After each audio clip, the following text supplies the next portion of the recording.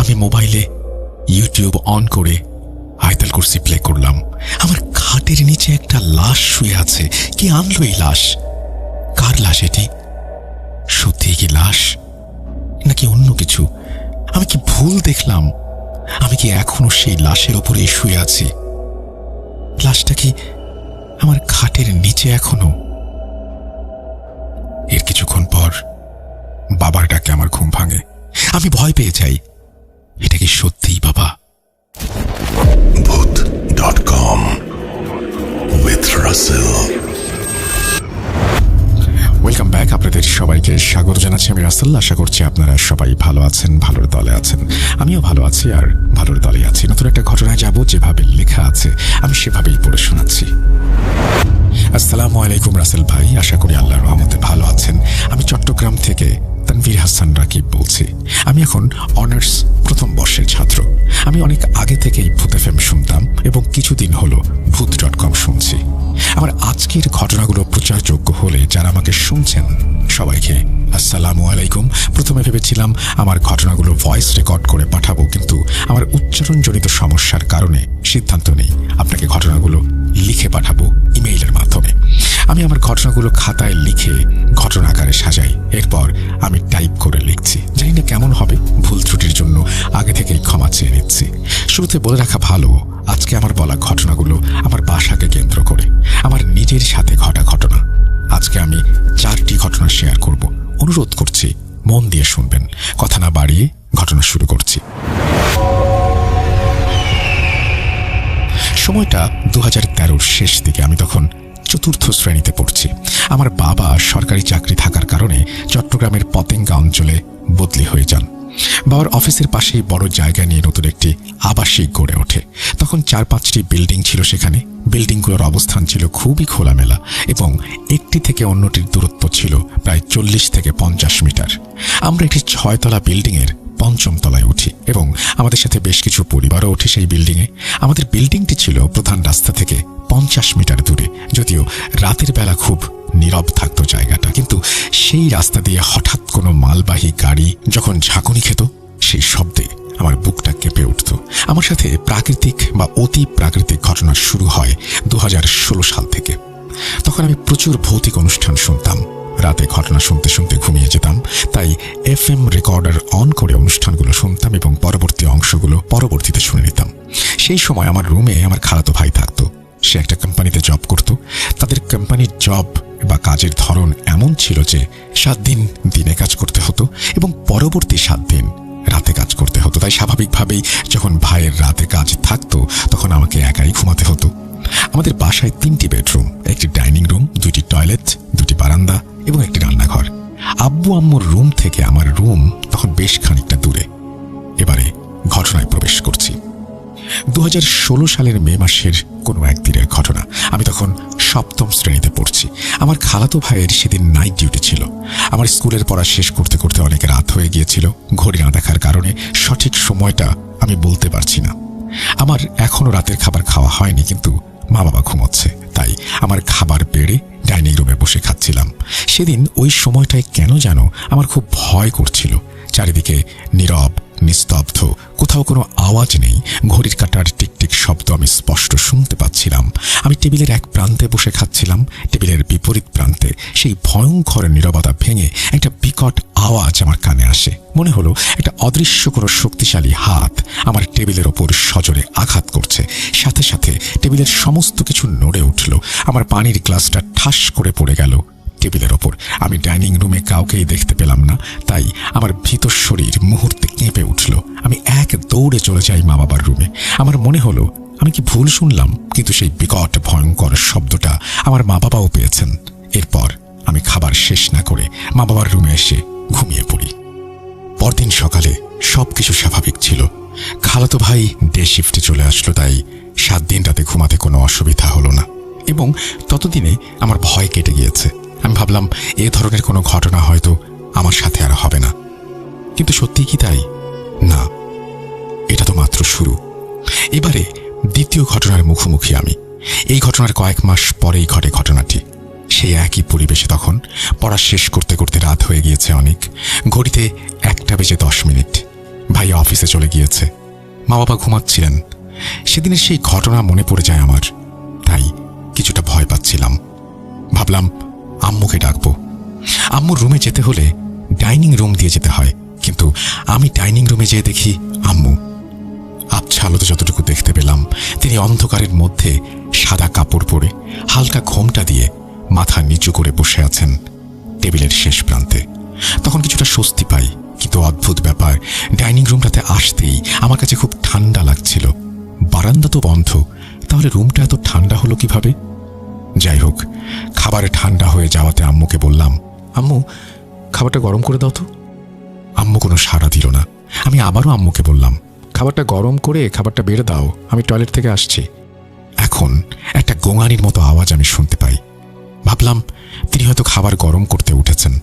এরপর আমি টয়লেটে চলে যাই ফ্রেশ হওয়ার জন্য, এবং 7 থেকে 8 মিনিট পর টয়লেট থেকে বের হয়ে দেখি ডাইনিং রুমের লাইটটা এখনো অফ করা। অল্প আলোতে দেখি আমার আম্মু বসার জায়গা চেঞ্জ করে আমার পাশের চেয়ারে মাথা নিচু করে বসে আছে। এরপর আমি তাকে কিছু বলি না। আমি আমার রুমে চলে যাই এবং গামছা নিয়ে মুখ মুছতে মুছতে ডাইনিং রুমে লাইটের সুইচের কাছে যাই লাইট চালানোর জন্য। লাইটের সুইচটি ছিল আমার আম্মু বসে থাকার ঠিক পেছনে, তাই আমি যখনই আম্মুর কাছাকাছি যাই তখনই আমার কাছে প্রচণ্ড ঠান্ডা অনুভূতি হয়। আমি বুঝতে পারছিলাম না এই ছোট্ট জায়গাটা এত ঠান্ডা হলো কিভাবে। তখন আমার গামছাটি আমার মুখে, তখন আমার ঠিক পেছনেই আমার আম্মু বসেছিল। আমি লাইট চালাই। পরক্ষণে আমি পেছনে ফিরে দেখি ডাইনিং রুমে কারো কোনো অস্তিত্ব নেই। আম্মু তো বসেছিল এখানে, এত তাড়াতাড়ি কোথায় যাবে সে? আমি ভাবলাম হয়তো ঘুমোতে চলে গেছে, কিন্তু এতটা নিঃশব্দে কিভাবে যেতে পারে? হয়তো রান্নাঘরে চলে গেছে, কিন্তু রান্নাঘরে যেয়ে দেখি কেউ নেই। এরপর আব্বু আম্মুর রুমে যেয়ে দেখি দরজা লাগানো, কিন্তু এত তাড়াতাড়ি আম্মু দরজা লাগিয়ে ফেলল, কোনো শব্দই পেলাম না। হতে পারে আমি শুনতে পাইনি কোনো কারণে। আমি তখন পর্যন্ত ভয় পাচ্ছিলাম না। রুমটা এত ঠান্ডা হওয়ার বিষয়টা যদিও বুঝতে পারছিলাম না, তারপরেও সব স্বাভাবিক লাগছিল আমার কাছে। এরপর আমি চেয়ারে বসি খাবার খাওয়ার জন্য এবং খাবারে হাত দেই। খাবারটি ছিল প্রচণ্ড রকমের ঠান্ডা, মনে হলো মাত্র ডিপ ফ্রিজ থেকে খাবারটি বের করে আমাকে দেয়া হয়েছে। আম্মু তো জানতো আমি এখনো রাতের খাবার খাইনি, তাহলে তিনি খাবার ফ্রিজে রাখলেন কেন? আমার তখন খুব রাগ হচ্ছিল আম্মুর ওপর। তারপর কোনো মতে অল্প কিছু খেয়ে শুয়ে পড়ি। পরদিন সকালে আম্মুকে কিছুটা বিরক্তির সুরেই বললাম, তোমাকে রাতে বললাম খাবার গরম করে দিতে, তা না করে তুমি ফ্রিজ থেকে খাবার বের করে দিয়েছো কেন?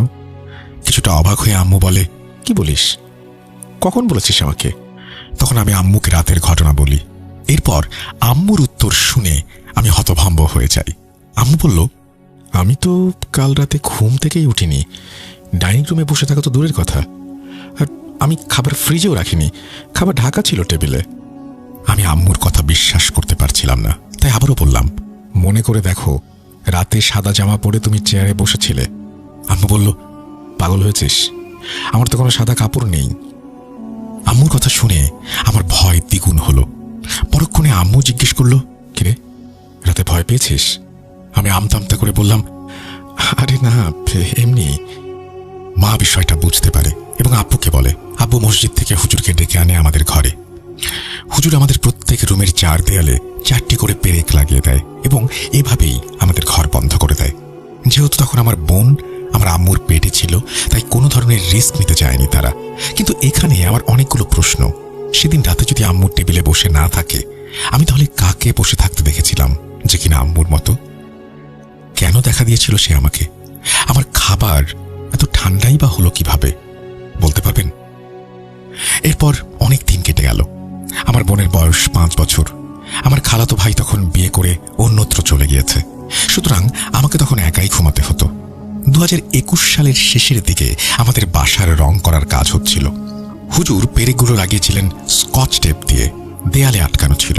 তো তখন পেরেকগুলো দেয়াল থেকে খুলে ফেলা হলো যাতে সুবিধা হয়। পরবর্তীতে পেরেকগুলো ফেলে দেয়া হয়। এরপর থেকে ছোট ছোট ঘটনা ঘটতে থাকে, যেমন কল থেকে একা একা পানি পড়া। আমার পড়ার টেবিলের পাশে একটা বুকশেলফ ছিল, সেটা হঠাৎ করেই নড়ে উঠত এবং অনেকক্ষণ যাবৎ তা চলত। তবুও কেন যেন ভয় পেতাম না আমি। রাতে ঘুমোতে যাওয়ার আগে আমার পানি খাওয়ার বোতলের মুখ আটকে আটকে রাখলে সকালবেলায় বোতলের মুখ খোলা অবস্থায় থাকতো। আমার রুমে জানালার বা পাশে আমার পড়ার টেবিলে পড়ার সময় মনে হতো দুটি চোখ যেন জানালা দিয়ে আমার দিকে ফ্যাল ফ্যাল করে তাকিয়ে আছে। এই ঘটনাগুলো আমার সাথে এখনো ঘটে। এর পরের ঘটনা 2022-এর জানুয়ারি মাসে। সময়টা ছিল মাগরিবের আজানের পর। বাবা নামাজে চলে গিয়েছেন এবং মা বোনকে নিয়ে হাঁটতে বের হয়েছিলেন। তখন প্রায় অনেকটা অন্ধকার হয়ে গিয়েছিল। আমি সন্ধ্যার খাবার খেয়ে প্লেট ধোয়ার জন্য রান্নাঘরের বেসিনের কাছে যাই এবং প্লেট ধুতে থাকি। আবছা আলো ছিল, তাই লাইটটা অন করিনি। বোঝার সুবিধার্থে একটা কথা বলে রাখা ভালো। আমরা জানি মানুষ তার চোখের সাহায্যে মাথা না ঘুরিয়ে তার চারপাশে 210 ডিগ্রি পর্যন্ত দেখতে পায়। আমাদের চোখের ফোকাস কোনো একটি নির্দিষ্ট বিন্দুতে থাকলে সেই বিন্দুর চারিদিকে দৃশ্যগুলো স্পষ্ট না হলেও আমরা অনুমান করতে পারি সেখানে কি আছে। যেমন আপনি যদি সোজা সামনের দিকে তাকিয়ে থাকেন, তখন আপনার ডান বা বাম পাশে কোনো মানুষ দাঁড়িয়ে থাকলে যেমনটা দেখা যাবে, ঠিক তেমনি আমার ফোকাস যখন প্লেটের ওপর ছিল, আমি লক্ষ্য করি আমার কোমরের পাশে কিছু একটা রয়েছে। আমি মাথা না ঘুরিয়ে বোঝার চেষ্টা করলাম এটা আসলে কি হতে পারে। পরক্ষণে আমি স্পষ্ট বুঝতে পারলাম আমার কোমরের কাছে একটা বাচ্চার মাথা, যে আমার দিকে করুণ দৃষ্টিতে তাকিয়ে আছে বলে মনে হলো। আমার কাছে কিছু একটা চাইছে। সে এমন একটা ভঙ্গিতে দাঁড়িয়েছিল যে আমার কাছ থেকে খাবার চাইছে। আমার চোখ তখন প্লেটের ওপরে ছিল। আমি বুঝতে পারছিলাম তার দিকে সরাসরি তাকালে হয়তো ভয় পেতে পারি, তাই আস্তে আস্তে মাথা সোজা রেখে পেছনের দিকে হাঁটছি। তখন রান্নাঘরের দরজার কাছে আসতেই প্লেটটি সেই বাচ্চার দিকে ছুড়ে দিয়ে ঘরের বাইরে সিঁড়ির উপরে গিয়ে বসি। এরপর আম্মু আসে, তখন একসাথে ঘরের ভেতরে ঢুকি। এই ঘটনা আমি তখন আম্মুকে শেয়ার করিনি, যেহেতু আমি সরাসরি কিছু দেখিনি, তাই ভাবলাম ভুল হতে পারে আমার। পরবর্তীতে আম্মুর সাথে রান্নাঘরে যাই এবং দেখি প্লেটটা মেঝেতে পড়ে আছে এবং সেখানে কেউ নেই। এটা আমার চোখের ভুল কিনা ব্যাপারটা বোঝার জন্য আমি আবারও একই জায়গায় যেয়ে দাঁড়াই বেসিনের সামনে। এরপর আমি দেখার এবং বোঝার চেষ্টা করি সেরকম কোনো দৃশ্য আমি আবারও দেখতে পাই কিনা। কিন্তু সেখানে আমার কোমরের পাশে বাচ্চার মাথা জাতীয় কিছু দেখতে বা বুঝতে পারছিলাম না। কিন্তু কিছুক্ষণ আগে তো আমি স্পষ্ট বুঝতে পারছিলাম বাচ্চাটা আমার দিকে তাকিয়েছিল এবং মনে হচ্ছিল কিছু একটা চাইছে আমার কাছ থেকে। পুরো বাসাটা আমি তন্ন তন্ন করে খুঁজে দেখলাম, কোথাও পেলাম না বাচ্চাটাকে। তবে কোথায় গেল সেই বাচ্চাটা? আমার বলা শেষ ঘটনা শুরু করছি। এই ঘটনাটি মারাত্মক রকমের ভয়ঙ্কর ছিল আমার জন্য। আমার খুব একটা বেশি নামাজ পড়া হতো না। তখন আব্বু ফজরের প্রত্যেক ওয়াক্তে আমাকে নামাজের জন্য ডেকে দিত। বাবার একটা অভ্যাস ছিল, বিশেষ করে ফজরের সময় আমাকে ততক্ষণ পর্যন্ত বাবা ডেকে যেত যতক্ষণ না আমি বাবার ডাকে সাড়া দেই। এখনো তার ব্যতিক্রম নেই। সময়টা 2022 সালের মাঝামাঝি। তখন আমার সামনে এইচএসসির টেস্ট পরীক্ষা, তাই টুকটাক নামাজ পড়া শুরু করেছি। রোজারিদের প্রায় 1 মাস পর কোনো একদিন আমি খুব স্বাভাবিকভাবে রাতে পড়াশোনা করে ঘুমিয়ে যাই। এরপর ঘুমের মধ্যে বাবার ডাক শুনতে পাই। বাবা আমাকে ডাকছেন নামাজের জন্য। আমি তখন চোখ খুলে ফেলি, কিন্তু অলসতার কারণে তখন বাবার ডাকে সাড়া দিলাম না। ভাবলাম বাবা তো আবার আমাকে ডেকে দেবেন, তখন না হয় ডাকে সাড়া দেব। তাই তার দ্বিতীয় ডাকের জন্য অপেক্ষা করতে থাকলাম। কিন্তু আশ্চর্যের বিষয়, বাবা আমাকে আর ডাকলেন না। সবকিছু নীরব, নিস্তব্ধ। এরপর আমি বিছানা থেকে মেঝেতে পা রাখি। তখনই হঠাৎ একটা তীব্র আতরের গন্ধ আমার নাকে আমি অনুভব করি। কোথা থেকে আসলো এই আতরের তীব্র গন্ধ? এটা কি বাবা দিয়েছে? নিজেকে প্রশ্ন করলাম। পরবর্তীতে উত্তর দিলাম, এই গন্ধের আতর বাবা তো কখনো ব্যবহার করতো না। যে আতর বাবা রমজান মাসে এনেছিল তা তো কিছুদিন আগেই শেষ হয়ে গিয়েছে। এরপর আমি আর কিছু না ভেবে অজু করতে যাই।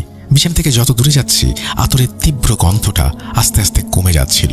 এরপর অজু করে যেই আবার রুমে ঢুকেছি, গন্ধটা আবারও তীব্রভাবে পেতে শুরু করি।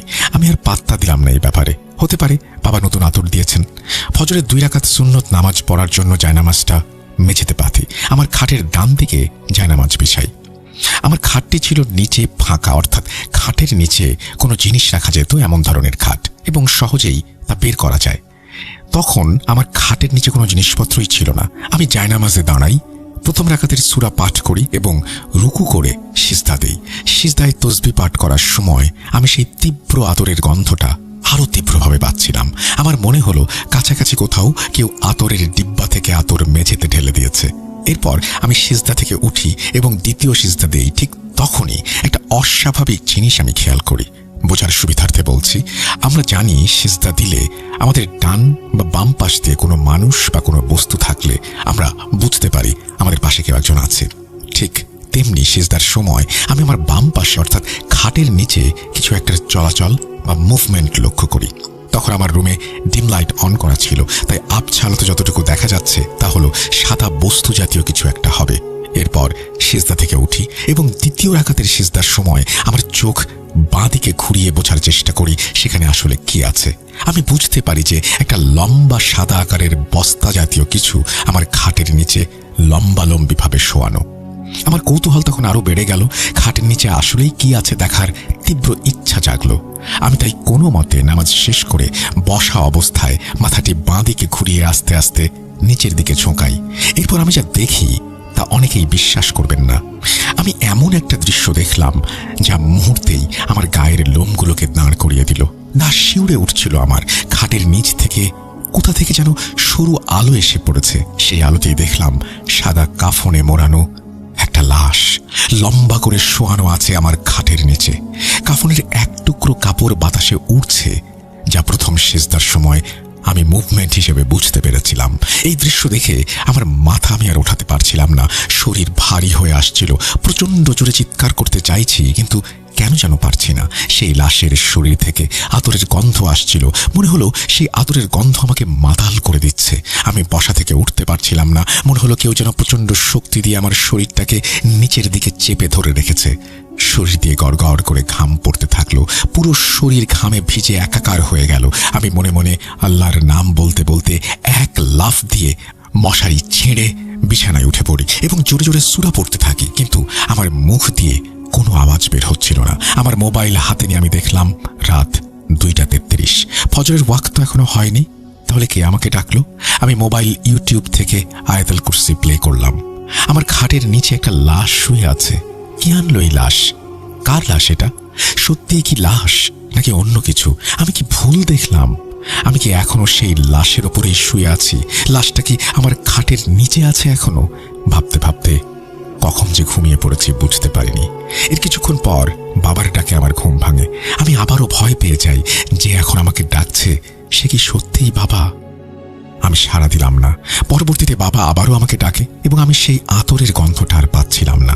এরপর বাবা আমার রুমে প্রবেশ করে এবং পুনরায় আমাকে ডাকে। আমি বুঝতে পারি তিনি আমার বাবা। তখন আমি তার ডাকে সাড়া দিই। এরপর বাবাকে বলি, তুমি যাও, আমার ভালো লাগছে না। বাবা চলে গেল। এরপর আমি ঘুমিয়ে পড়ি। সকালবেলা খাটের নিচটা দেখার সাহস হয়ে ওঠেনি আমার। তাই বোনকে বললাম, দেখতো খাটের নিচে কোনো বস্তা জাতীয় কিছু আছে কিনা। সে বলল, না ভাইয়া কিছু নেই। পরবর্তীতে আমি নিজে দেখলাম কিছুই ছিল না সেখানে। এই ঘটনা আমি কাউকে জানাইনি এবং এই প্রথম আমি কোথাও এটা শেয়ার করছি। এখানে অনেকগুলো প্রশ্ন। ফজর হওয়ার আগে কে আমাকে বাবার কণ্ঠে ডেকেছিল, যেটা আমি স্পষ্ট শুনতে পেয়েছিলাম? আতরের গন্ধটা কেন পাচ্ছিলাম? আর সেই সাদা কাপড়ে মোড়ানো লাশ আমার খাটের নিচে কিভাবে এলো? এসবের উত্তর আমার জানা নেই। আমি সবাইকে বলতে চাই, রাতে ঘুমাতে যাবার আগে নিজের খাটের নিচে ও আশেপাশে একটু দেখে নেবেন। হয়তো হতে পারে আমার মতো আপনিও দেখলেন একটা সাদা কাপড়ে মোড়ানো লাশ। হতে পারে আপনার খাটের ঠিক নিচেই সেই লাশটা রয়েছে এবং আপনি এখন সেই লাশের উপরে শুয়ে আমাকে শুনছেন। একবার চেক করে দেখুন আছে নাকি ভয়ঙ্কর লাশটা যেমনটা আমি দেখেছি। আজ এতটুকুতেই থামতে হচ্ছে। আমার আরও ঘটনা আছে এবং এই ঘটনাগুলো শুধুমাত্র আমার সাথেই ঘটেছে, আমার পরিবারের কারো সাথে ঘটেনি। সম্ভাব্য কারণ আমি খুঁজে পেয়েছি, তা আমি পরবর্তী ঘটনার সাথে আপনাকে পাঠাবো। ততদিন পর্যন্ত রাসেল ভাই ভালো থাকবেন, সুস্থ থাকবেন এবং বিশেষ করে রাতে সাবধানে থাকবেন। আসসালামু আলাইকুম। তানভীর হাসান রাকিব আমাদের এই ঘটনাটি পাঠিয়েছেন পতেঙ্গা থেকে। আপনাকে অনেক ধন্যবাদ আমাদের ঘটনা পাঠানোর জন্য। চমৎকার একটা ঘটনা পড়লাম এবং সত্যি এই ঘটনাটি পড়ে আমার নিজেরই এখন ভয় লাগছে যে আজকে রাতে আসলেও কেউ কেউ কি দেখে ফেলবেন খাটের নিচে এমন অদ্ভুত কিছু। আমরা চলে যাব আমাদের পরবর্তী ঘটনায়।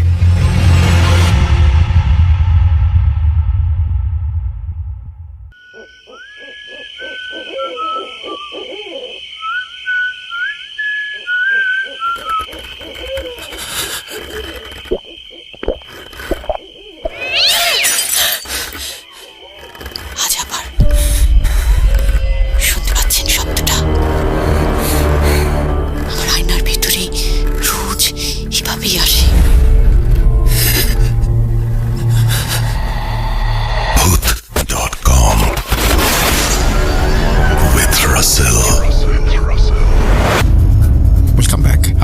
সবাইকে স্বাগত জানাচ্ছি আমি রাসেল। আশা করছি আপনারা সবাই ভালো আছেন, ভালোর দলে আছেন। আমিও ভালো আছি আর ভালোর দলে আছি। নতুন একটা ঘটনায় যাব, যেভাবে লেখা আছে আমি সেভাবেই পড়ে শোনাচ্ছি। ভয় শব্দটা 2 অক্ষরের হলেও এই 2 অক্ষরের মিলনে গঠিত শব্দের মাঝে যে অকল্পনীয় ভয়াবহতা রয়েছে তা শুধু সেই জানে যে এর সম্মুখীন হয়। শব্দটা অতি ক্ষুদ্র, তবে এটি এক একটি মানুষের জীবন কেড়ে নিতেও পরোয়া করে না।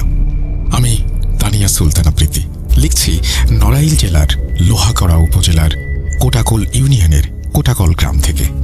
প্রথমে আমি ভয় শব্দটা নিয়ে কয়েক লাইন লিখেছি, তার কারণ এই ছোট্ট শব্দটির সাথে জড়িত কিছু ভিন্ন ভিন্ন এবং ছোট ছোট ঘটনা রয়েছে। এই শব্দটির জন্য আমি আমার জন্মের আগেই আমার রক্তের সম্পর্কের 2জন ব্যক্তিকে দেখার সৌভাগ্য হারিয়েছি। আজ আমি ক্রমান্বয়ে সেই ঘটনাগুলোই লিখব। আমি অনিচ্ছাকৃত ভুলগুলোর জন্য ক্ষমা প্রার্থনা করছি। ঘটনা 1। সালটা 2000। এক্স্যাক্ট সময়টা জানতে পারিনি। আমার দাদাবাড়ি নড়াইল জেলার নড়াগাতি থানার খাসিয়াল ইউনিয়নের একটি গ্রামে। আমার দাদার নাম রহিম মোল্লা। তিনি তৎকালীন সময়ে প্রাথমিক বিশ্ববিদ্যালয়ের একজন স্বনামধন্য শিক্ষক ছিলেন বিধায় সবাই তাকে রহিম মাস্টার নামে চিনতেন। বিদ্যালয়টি আমাদের বাড়ি থেকে বেশ অনেকটাই দূরে ছিল। আমার দাদার একটা দুর্বলতা ছিল, আর তা হলো তার একটা পা খোড়া। প্রতিদিনের মতো আমার দাদা বিদ্যালয়ের সমস্ত কাজ শেষ করে বাড়ির উদ্দেশ্যে বেরিয়ে পড়েন। তখনকার সময়ে যাতায়াতের জন্য যানবাহন ছিল না, তাই আমার দাদা পায়ে হেঁটেই বাড়ি ফিরতেন এবং সেদিনও পায়ে হেঁটেই ফিরছিলেন। বাড়ি থেকে কিছুটা দূরেই একটা মোটামুটি রকমের ঘন বাগান পার করে আসতে হতো, আর সেই বাগানটা নিয়ে লোকমুখে নানা রকমের চর্চা শোনা যেত। দাদা সেদিন আস্তে আস্তে সন্ধ্যা ঘনিয়ে রাত নেমে আসে। তিনি আপন মনে আসছেন, হঠাৎই কেউ একজন দাদাকে প্রবল জোরে ধাক্কা দেয়। দাদা তাল সামলাতে না পেরে পাশে থাকা ড্রেনের ভেতরে গিয়ে পড়ে যান। তিনি উঠতে চেষ্টা করতেই একজোড়া অদৃশ্য হাত এসে তাকে চেপে ধরে। কিছু সময় ধরে বেশ ধস্তাধস্তি চলতে থাকে। সৌভাগ্যবশত সেদিন 3-4 জন লোক সেই রাস্তা দিয়ে যাচ্ছিলেন। তাদের কানে কারো গোঙানির এবং ধস্তাধস্তির আওয়াজ আসে। তারা সেই আওয়াজের উৎস খুঁজতে খুঁজতে ড্রেনের ভেতর কাউকে পড়ে থাকতে দেখে তাড়াতাড়ি করে তাকে ওঠায়। তারপর তাকে দেখেই চিনতে পারেন। তখনই একজন বলে ওঠেন, আরে ইনি তো আমাদের রহিম মাস্টার, তাড়াতাড়ি করে ওনাকে বাসায় নিয়ে চলো। তারপর লোকগুলো আমার দাদাকে ধরাধরি করে বাড়িতে নিয়ে গিয়ে গোসল করিয়ে পরিপাটি করে দাদাকে স্বাভাবিক করে তোলেন। বাসার সবাই তো প্রচণ্ড রকমের চিন্তায় পড়ে যায়। তারা সবাই মিলে দাদাকে কি হয়েছে জানতে চাইলে দাদা সবটা খুলে বলেন। সবাই সবটা শুনে দাদাকে কোনো আলেম বা হুজুরের কাছে গিয়ে ঝাড়ফুঁক করার উপদেশ দেন। তিনি সেটা এড়িয়ে যান। এমন করে চলতে চলতে পার হয়ে যায় কয়েকটা দিন। আস্তে আস্তে দাদার শরীরটা খারাপ হতে শুরু করে। তারপর আস্তে আস্তে তা ভয়াবহ জ্বরের রূপ নেয়। সেই প্রাণঘাতী ভয় এবং জ্বরের মিশ্রণ আমার দাদাকে চিকিৎসা নেবার সুযোগটুকুও দেয় না। কথায় বলে না, বিধাতার লেখন না যায় খণ্ডন। হয়তো আমার দাদার কপালে বিধাতা এমনভাবেই মৃত্যু লিখেছিলেন, তাই তো দাদা পৃথিবীর মায়া ত্যাগ করে পরপারে পাড়ি জমান। আর সেখানেই থেমে যায় স্বনামধন্য রহিম মাস্টারের জীবন কাহিনী। ঘটনা 2। এই ঘটনাটি আমার ফুপার। তাকেও আমি দেখিনি।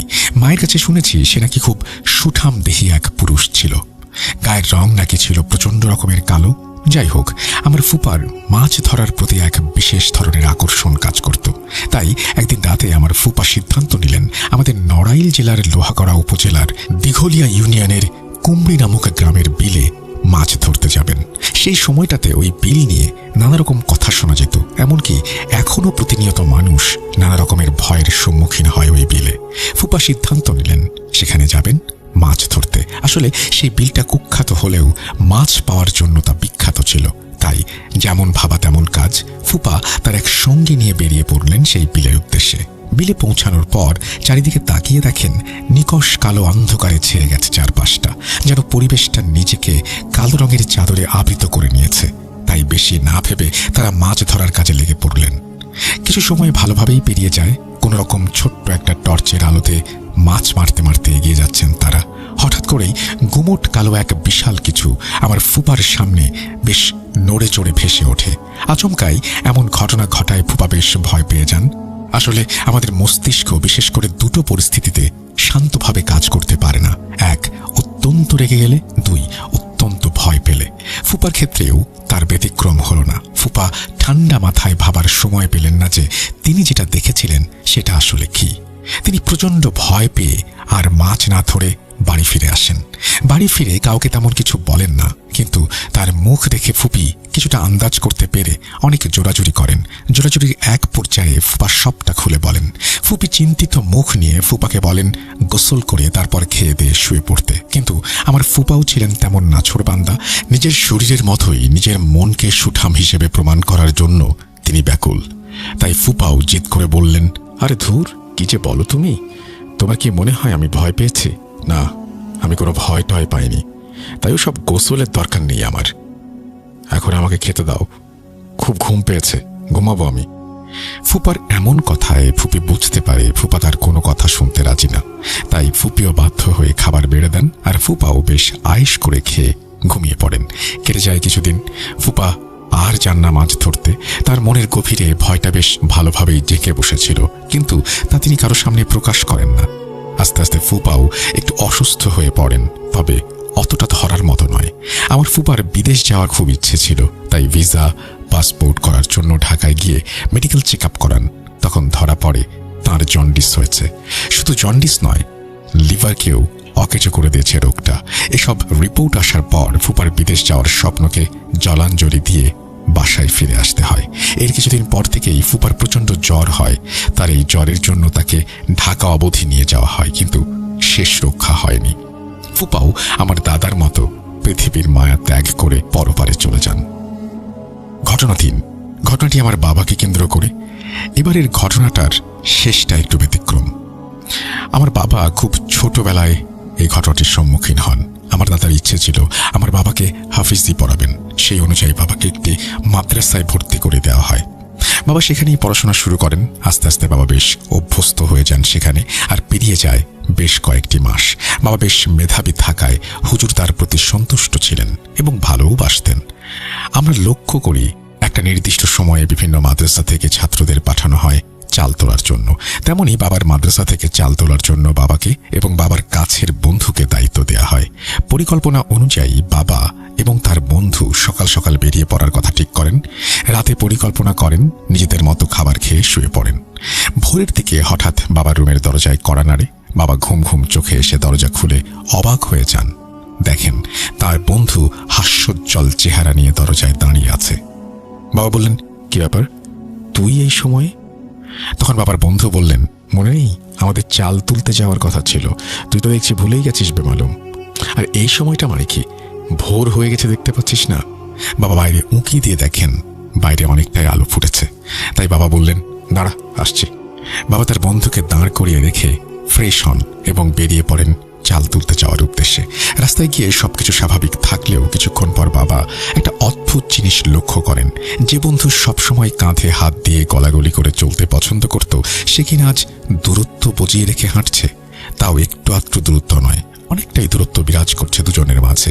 এটা দেখে বাবা বারবার তাকে দাঁড়াতে বলেন, অথচ সে বলছে, আরে এই তো আমি আছি, তুই একটু দ্রুত পায়ে এগিয়ে আয়, তাহলেই আমরা একসাথে হাঁটতে পারবো। বাবা তার বন্ধুর কথা শুনে জোরে হাঁটা শুরু করেন, কিন্তু যত দ্রুতই হাঁটা শুরু করেন না কেন তার বন্ধুর কাছে যেতে পারেন না। তিনি দ্রুত হাঁটছেন, মনে হচ্ছে বন্ধু তার গতি বাড়াচ্ছে। এমন অবস্থায় বাবা খেয়াল করেন ভোর এখনো হয়নি, আকাশে পূর্ণ চাঁদ জলজল করছে। তারই ঠিকরে পড়া মায়াবী আলোয় ভুবনে এক আলাদা রকমের উজ্জ্বলতা এনে দিয়েছে, যার ফলে মনে হচ্ছে ভোর হয়ে গেছে। বাবা আরও একটি বিষয় খেয়াল করেন, তাদের তো চাল তুলতে গ্রামের দিকে যাওয়ার কথা, কিন্তু তারা তো যাচ্ছেন ঠিক উল্টো দিকে। মানে তারা যে পথ দিয়ে যাচ্ছেন সেই পথটা কিছু দূরে গিয়ে শেষ হয়েছে একটা কবরস্থানে। তখন বাবা দুয়ে দুয়ে মিলিয়ে 4 বুঝতে পারেন। বাবা তখন বুদ্ধি খাটিয়ে বন্ধুকে বলেন, এই যা, আমি একটা ভুল করে ফেলেছি। আসলে চাল তুলতে আসার সময় বড় একটা বস্তা আনার কথা ছিল, বস্তাটা টানতে ভুলে গেছি। আমরা তো বেশি দূর আসিনি এখনো, এক কাজ করি, আমি গিয়ে বস্তাটা বরং নিয়ে আসি। বাবা অপর পক্ষে কোনো জবাবের আশা না করেই উল্টো ঘুরে মাদ্রাসার দিকে হাঁটা শুরু করেন। তার বন্ধুও পেছনে পেছনে হাঁটতে শুরু করে আর তাকে ফিরতে মানা করে। তিনি বলেন তার সাথে নাকি বস্তা আছে, অথচ বাবা বিষয়টা বুঝতে পেরেছেন, তাই তিনি কোনো কথা না শুনেই যত দ্রুত সম্ভব হাঁটতে থাকেন। বাবা শুনতে পান পেছন থেকে তার বন্ধু রাগি রাগি গলায় তাকে যেতে নিষেধ করছে। একটা সময় বাবা মাদ্রাসার কাছে এসে পেছন ফিরে বলেন, তুই কে আমি বুঝতে পেরেছি। তুই তো এটা সেটা বাহানা করে আমাকে নিয়ে গেছিলি একটা অন্যদিকে। এখন তুই আমার কিচ্ছু করতে পারবি না। কথাগুলো বলে বাবা নিচে থাকা একটা মাটির দলা হাতে নিয়ে হুজুরের শেখানো দোয়া কালাম পড়ে সেই মাটির দলায় ফোঁ দিয়ে বলেন, আমার দিকে এগোনোর চেষ্টা করলে তোর জন্য বিষয়টা সুখকর হবে না। তাই যদি ভালো চাস চলে যা। এই কথা শুনে বাবার ওই বন্ধু তার রূপ পরিবর্তন করে। সেকেন্ডের মধ্যে সে পরিণত হয় একটি কুচকুচে কালো অবয়বে, যার চোখগুলো জল করছিল। সে বলে, জেনে গেছিস আমি কে? তাহলে তো ভালো কথা, আমাকে আর কষ্ট করতে হলো না। এবার তাহলে তোর প্রাণটা উপহার দে। বাবার দিকে এগোতে যাবে ঠিক তখনই আল্লাহ তাআলার অশেষ রহমতে ফজরের আজানের মনোমুগ্ধকর ধ্বনি ভেসে আসে। সেই অবয়বটা রাগ করে চলে যায় সেখান থেকে। বাবা এই দৃশ্য দেখে আর সহ্য করতে না পেরে কোনো রকমে দৌড়ে নিজের ঘরে এসে অজ্ঞান হয়ে যান। সকালে বাবার আসল বন্ধু তাকে ডাকতে গেলে দেখেন বাবার দরজা খোলা, অজ্ঞান হয়ে বিছানার কোণে পড়ে আছেন তিনি। তারপর বাবার সেই বন্ধু হুজুর এবং বাকিদের ডেকে নিয়ে এসে বাবার জ্ঞান ফিরিয়ে কি হয়েছে জানতে চাইলে বাবা সবটা খুলে বলেন। এরপর থেকে বাবাকে খুব সাবধানে রাখা হতো। তারপর বাবা 15 পারা হাফেজ হয়ে কোনো এক কারণে মাদ্রাসা ত্যাগ করেন। এরপর বাবা পাড়ি জমান বিদেশের উদ্দেশ্যে। আমার বাবা তার জীবনের পুরোটাই কাটিয়েছেন বিদেশের মাটিতে এবং শেষ নিঃশ্বাসও ত্যাগ করেছেন সেখানেই। 2016 সালের ফেব্রুয়ারি মাসের 6 তারিখ রাত আনুমানিক 3টার দিকে বাবা আমাদের ছেড়ে চলে যান। তখন আমি ক্লাস 7-এ পড়ি। আমি আমার বাবাকে জীবনে মাত্র একবার দেখেছি। আমি ক্লাস 5-এ পড়াকালীন সময়ে তিনি একবার এসেছিলেন। তিনি সৌদি আরবে অবস্থান করছিলেন। আমার বাবার ইচ্ছে অনুযায়ী তাকে সৌদি আরবের মাটিতেই দাফন করা হয়। আমি এই সব গল্পই আমার মায়ের কাছ থেকে শুনেছি। আপনারা আমার বাবা, দাদা এবং ফুপার জন্য দোয়া করবেন, আল্লাহ যেন তাদের বেহেশত নসিব করেন। জানি আমার ঘটনাগুলো হৃদয়ে ভয় ধরিয়ে দেবার মতো নয়, হাড় হিম করিয়ে দেবার মতো নয়। তবে এই সব ঘটনার জন্য কিছু কাছের মানুষের আদর থেকে বঞ্চিত হয়েছি। তাই ভাবলাম লিখে পাঠাই। আমি অনেক চেষ্টা চালিয়েছি কিছু ভৌতিক অভিজ্ঞতা সংগ্রহ করার, কিন্তু এখনো তা করে উঠতে পারিনি। কোনো একদিন তা করতে পারলে আবারও বসে যাব লেখার উদ্দেশ্যে। আমার ইমেল সিলেক্ট হলে আমাকে একটু জানাবেন। তানিয়া সুলতানা প্রীতি, কোচাকোল, লোহাগড়া, নড়াইল। এরপরে তিনি তার ফোন নাম্বার শেয়ার করেছেন, সেটি আমি পড়ছি না। আশা করছি এই ঘটনাটি আপনাদের ভালো লেগেছে। যদি ভালো লাগে অবশ্যই আমাদের জানাবেন। আমরা চলে যাব আমাদের পরবর্তী ঘটনায়।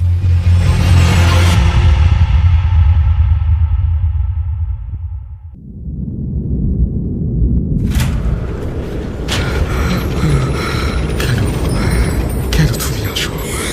আমি শুধু তোমার সাথেই থাকতে চাই। কিভাবে সম্ভব? মৃতদের এই পৃথিবীতে থাকতে নেই। তুমি তুমি চলে যাও, চলে যাও, প্লিজ চলে যাও। সবটাই কি ইলুশন, নাকি অন্য জগতের কেউ কখনো হাজির হয়ে যায় চোখের পলকে? ভূত.com with Russell। Welcome back. আপনাদের সবাইকে স্বাগত জানাচ্ছি আমি রাসেল। আশা করছি আপনারা সবাই ভালো আছেন, ভালোর তলে আছেন। আমিও ভালো আছি আর ভালোর তলে আছি। নতুন একটা ঘটনায় যাব, যেভাবে লেখা আছে আমি সেভাবেই পড়ে শোনাচ্ছি।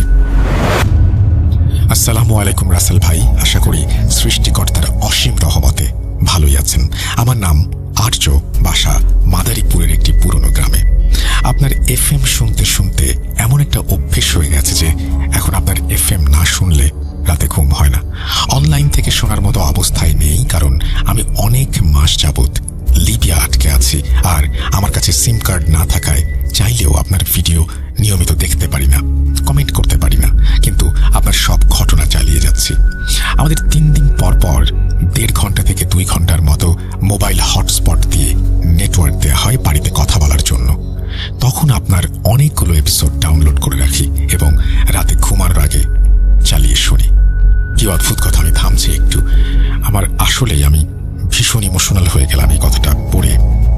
আপনি খুব অল্প সময়ের জন্য আপনার বাসায় কথা বলার জন্য আপনি নেটওয়ার্কের মধ্যে আসেন এবং সেই সময়টা, আপনার সেই মূল্যবান সময়টা আপনি আমাদের প্রোগ্রাম ডাউনলোড করেন।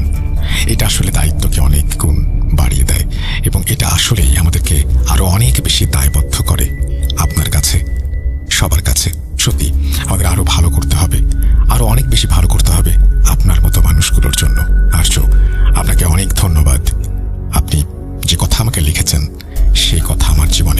অনেক বছর আরো অনেকগুলো দিন প্রেরণা হয়ে থাকবে। তিনি লিখছেন, আমি আগেই বলেছি আমি দেশের বাইরে, তাই চাইলেও আপনার স্টুডিওতে যেতে পারবো না। ঘটনা ভালো লাগলে পড়ে শোনানোর অনুরোধ রইল। আজ এমন একটা কাহিনী শেয়ার করব যা আমার সাথে 2020 সালে ঘটে যাওয়া। তখন আমার বয়স 16। কাহিনী কল্পনা করলে বুঝবেন আমি কতটা অসহায় ছিলাম। সময়টা অগাস্টের শেষ দিকে। আমাদের বাড়ির পশ্চিম পাশে একটা বিল আছে। বিল পার করলেই অন্য গ্রাম, দূরত্ব 2 থেকে 2.5 কিলোমিটারের মতো। আমাদের বাড়ির পাশের রাস্তা থেকে শুরু একটা রাস্তা বিলের মাঝ বরাবর গেছে, যার শেষে একটা পুরনো পুকুর, যা পরিষ্কার না করতে করতে জঙ্গল হয়ে গেছে। ওইখানে প্রতিদিন জুয়া খেলা হতো। আমিও মাঝে মাঝে যোগ দিতাম। সাথে আমার এলাকার আরো 3 ভাই, মোট 4 জন। আমাদের 4 জনের ভেতর একজন সিনিয়র ভাই ছিল, যে আমার চেয়ে প্রায় 10 বছরের বড়। প্রতিদিনের মতো আমরা জুয়া খেলতে যাবার জন্য আলোচনা করি দুপুরের দিকে। বাকি 3 জনের নাম আকাশ, সুব্রত এবং সিনিয়র ভাইটির নাম পলাশ। দুপুরের আলোচনার সময় আকাশ বলে ওঠে ওর বাবা ওকে যেতে দিতে চায় না, কারণ তার বাবা তার কুকর্মের কথা জেনে গেছে। তাই আমাকে বলে আমি যেন সন্ধ্যার দিকে ওর বাড়ি গিয়ে কোনো অজুহাত দেখিয়ে ওকে নিয়ে আসি। আমি রাজি হলাম। সন্ধ্যায় খাবার খেয়ে আকাশের বাড়ি গেলাম এবং ওর বাবাকে বললাম, কাকা, আমরা পাখি মারতে যাব। পরে ওর বাবা যেতে দিতে রাজি হয়। শীতের শুরু তখন। আমার পরনে একটা হাফ প্যান্ট আর একটা হুডি। আমরা দুজন বের হবার পর পলাশ এবং সুব্রতকে আকাশ কল করে এবং তাদেরকে রাস্তায় আসতে বলে, কারণ আমার ফোন বাড়িতে রেখে এসেছি, যাতে টাকা শেষ হলে ফোনটা বিক্রি করতে না হয়। তারপর 4 জন এক হয়ে রওনা দেই সেই বিলের মাঝে পুকুরের দিকে। ওই সিজনে বিলের সবখানে ধান লাগানো, আর ওই ধানের উচ্চতা প্রায় মানুষের সমান। আমরা পৌঁছে দেখি খেলা শুরু হয়ে গেছে। তখন 7:30 বাজে। খেলায় লোক বেশি হওয়াতে আমরা অংশগ্রহণ করব না সিদ্ধান্ত নিলাম, কিন্তু আকাশ বলে সে খেলবে। সে খেলাতে যোগ দিল এবং শুরুটা ভালো না হলেও একটা সময় সে অনেক টাকা লাভ করে এবং কিছু টাকা দিয়ে আমাকে বলে যে দোকান থেকে পানি আর কিছু শুকনো খাবার নিয়ে আসতে। কিন্তু তখনই এলাকার কিছু লোকজন পুলিশ নিয়ে এসে আমাদের তাড়া করে 3 দিক থেকে। আমরা সামনের দিকে দৌড়াতে শুরু করি। সব টাকা পয়সা ওখানেই পড়ে থাকে। ধরা পড়লে পুলিশ ধরবে, পরিবার জানতে পারবে এবং আর কখনো ছাড়বে না। 5-6 মিনিট দৌড়ানোর পর হঠাৎ আকাশ আইলের ওপর শুয়ে পড়ে। যারা আইল চেনেন না তাদের বলি, আইল হলো 2টা জমির পৃথককৃত ছোট রাস্তা। ও পড়ে যাবার পর ওকে আমরা গালাগালি শুরু করি, পেছনে বিপদ, আর তুই ফাজলামি করছিস, এই বলে আমরা আবার দৌড় দেই। কিন্তু একটু সময় পর পেছনে তাকিয়ে দেখি আকাশ এখনো আসেনি। তারপর আমরা আবার ওইখানে ফিরে যাই। বিশ্বাস করেন রাসেল ভাই, তখন থেকে জীবনে অন্ধকার নেমে আসে। আকাশের কাছে এসে দেখলাম ও আইলের উপরে শুয়ে আছে। কাছে যেতেই দেখলাম ওর শ্বাস নিতে কষ্ট হচ্ছে। আমি বসে ওর মাথাটা কোলে নিয়ে জিজ্ঞেস করলাম, ভাই তোর কি হয়েছে? কোনো উত্তর পেলাম না। ভয় আরো বেড়ে গেল। একটু পর শুনতে পেলাম আকাশ জোরে জোরে গোঙাচ্ছে। এভাবে 2-3 বার গোঙানোর পর মুখ দিয়ে কিছু সাদা পদার্থ বেরিয়ে আসে। কিছু বুঝে উঠতে পারছিলাম না কাহিনী কি। আমরা আবার ওকে ডাক দিয়ে জিজ্ঞেস করলাম, কি হয়েছে ভাই? তারপর ও একটা দীর্ঘশ্বাস নিয়ে সম্পূর্ণ নিশ্চুপ হয়ে যায়। আমরা কি করব বুঝলাম না। চারিদিকে লম্বা লম্বা ধান গাছ, সম্পূর্ণ নির্জন অবস্থা। আমি খেয়াল করলাম ওর শরীর আস্তে আস্তে ঠান্ডা হয়ে আসতে শুরু করেছে। পলাশ আর সুব্রতকে বললাম হাত পা ঘষা দিয়ে গরম করতে। আমি বুকে চাপ দিতে থাকলাম, কিন্তু কিছুতেই কোনো কাজ হচ্ছিল না। পলাশ ব্যাপারটা বুঝতে পেরে দৌড়ে পালানোর জন্য দৌড় দেয়। আমি জিজ্ঞেস করলাম, কই যান? উত্তরে বলল, অপেক্ষা কর, ডাক্তার নিয়ে আসছি। আমি আর সুব্রত অনেকক্ষণ বসে থাকলাম, কিন্তু কারো কোনো খবর নেই। ভয় আমার শরীর কাঁপছে। সুব্রত হঠাৎ বলে উঠল। আমি সামনের দিকে এগিয়ে দেখি পলাশ ভাই আসছে কিনা।